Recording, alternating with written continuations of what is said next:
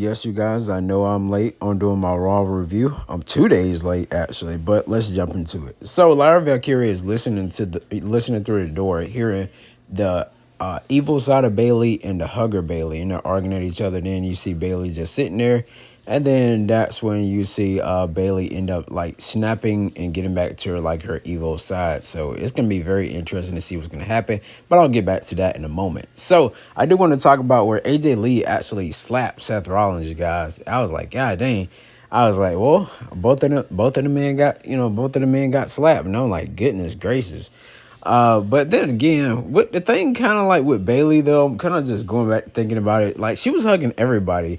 Like she was hugging fans. She hugged referee Jessica Carr. She hugged Jesse Tessitore. I think she kissed Corey Graves on the cheek or something like that. I was like, what in the world? And then like, well, here it is when she gave gave the commentator guy a hug. I was like, oh wow, this is crazy.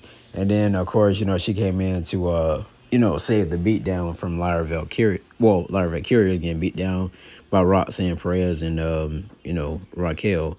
So of course, the crowd did pop. You can definitely tell that the crowd did like how Bayley has these two transitional ways.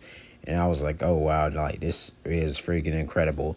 But, of course, the opening of the show, we did have John Cena where he ended up talking to, he was out there and, he talked about facing Brock Lesnar. I feel like this right here, I really don't want to talk about what he was actually saying. But my thing is they should have had Brock Lesnar come on the show. They should have had like some security, come down there as soon as Brock Lesnar, song hit. Should have had Adam Pearce running down there trying to clear him out, and you just see these two brawl. But I don't think John Cena, is that kind of guy like to, brawl on, the brawl, his, modern, with him getting close to retirement. He only has, I think, 5 dates left. I think he's going to be on Raw next Monday, I believe. But then again, we'll see. I can't wait to see who his last opponent is. I'm thinking more so it's going to be like probably Joe Hendry, maybe Dominic Mysterio, something like that. But, of course, I like how during this segment, though, with Seth Rollins and Becky Lynch and CM Punk and AJ Lee, where Becky was getting out the ring, and that's where, AJ Lee slapped Punk. And then, of course, you seen Becky hit the manhandling slam on AJ Lee. And she haven't taken a bump in the WWE ring in like 10 years. But then again, Penta had a match, you guys, with Kofi Kingston. He hit a springboard Mexican Destroyer. And of course, Kofi Kingston eyes, you guys. I was like, what the hell? That was like so freaking funny that I freaking start laughing, you guys. And with that happening, Kofi Kingston, he's a great seller, and I love how he actually does this. Of course, later in the night, you guys, you would see Penta get beat down, by the New Day, and of course with Grayson Waller.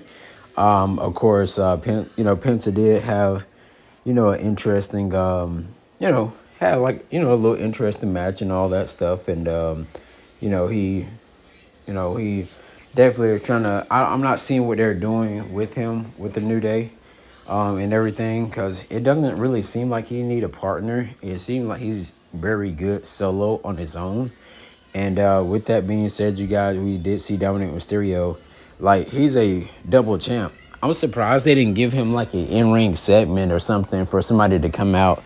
So they didn't give him that, you guys. But of course, El Grande Americano and Dragon Lee did have a one-on-one match. I like how ever since WWE has teamed up with with AAA, it definitely seems like Dragon Lee wrestling has improved. And also when he was like not a part of that LWO thing anymore, it seemed like like I said, he definitely improved. We've seen like 3 El Grande Americanos, you guys. So I really feel like the other two, which we see the tall one is Ludwig Kaiser, but I feel like the other two is Tyler Bate and Pete Dunne.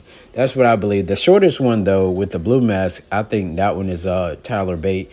And the one with that kind of whitish, reddish mask right there on the right-hand side is got to be Pete Dunne.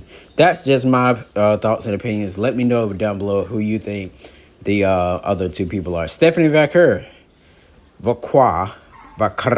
whatever you want to call it, you guys. She had a match one-on-one. And she ended up facing, I think it was, she faced Kairi Sane.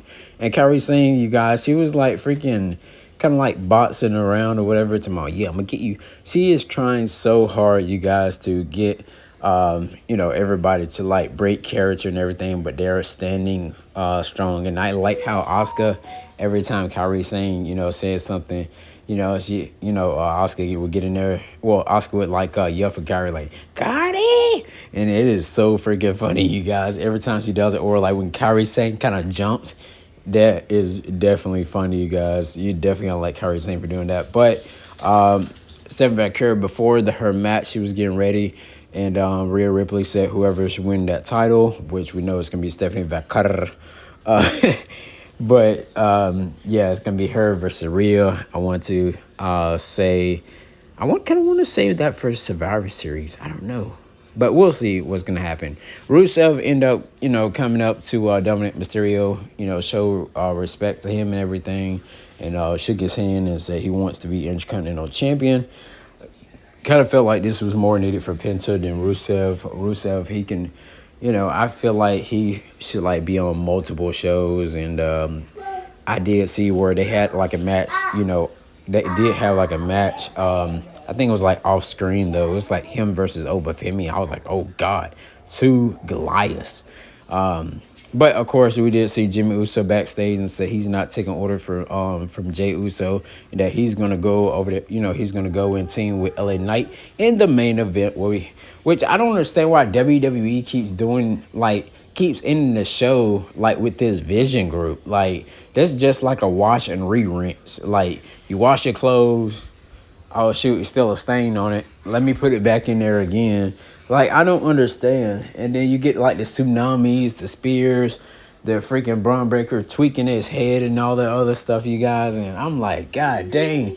I'm like, for the past, month or two, I think now, WWE has been doing that. And I think it's real crazy. But, of course, Jimmy got pinned. And, of course, he's about to get splashed on. And then, of course, you see Jey Uso come. He lays out, I think he laid out Braun Breaker and Bronson Reed, you guys. And then, of course, LA Knight and him are, like, staring at each other. I don't know where this is leading to. I don't know who's going heel or who's doing what or who don't like who or whatever, you guys. But they shook hands, and then that's when LA Knight planted Jey Uso with a BFT, blood force trauma. I feel like LA Knight needs, like, another move, like some kind of, like, a powerbomb move or something, because that BFT is very weak. Like, it is one of the worst finishers right now that I see on the main roster, blood force trauma. Really? What? But anyways, you guys, LA Knight would look on, Jey Uso as he's down in the ring. Of course, we already know that we're going to have a match between these two. And I feel like the match between these two here could be at Crown Jewel, but I feel like it should prolong even longer. But we'll definitely see what's going to happen, you guys. Like, comment, subscribe to Chris Russell Views here on YouTube.com. Next time, you guys, I'll see you here in a little while for WWE's NXT NXT Homecoming review video. So that went off about 20 minutes ago. So yeah, you guys, I'll see you guys soon.